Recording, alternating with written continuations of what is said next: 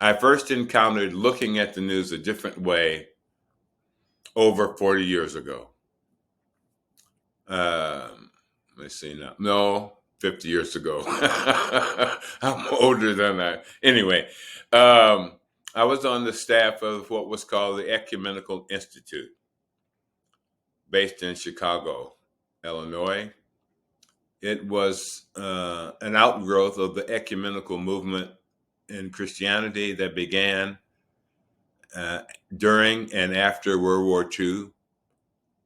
And one of the conclusions was that the Christian tradition was not united enough to stop Hitler.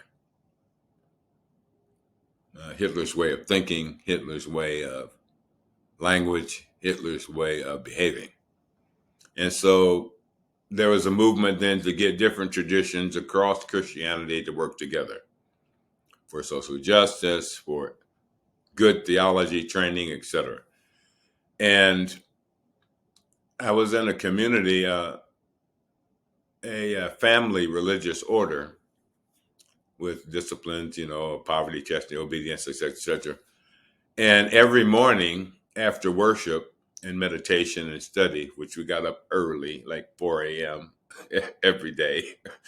This was not a cult.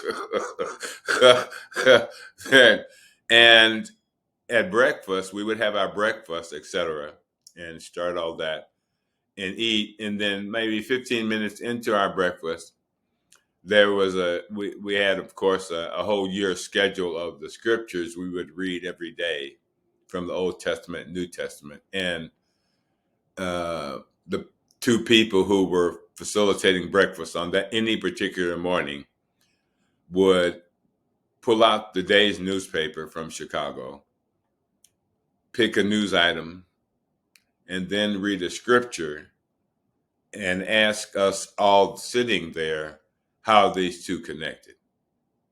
How does the scripture illuminate the news? And how does the news illuminate the scripture? And so that was one of the most powerful experiences I've had of opening up how I look at things. So really, that's all Beyond the News is trying to do, is to open up how you look at things, how I look at things, which is a lifelong process of learning.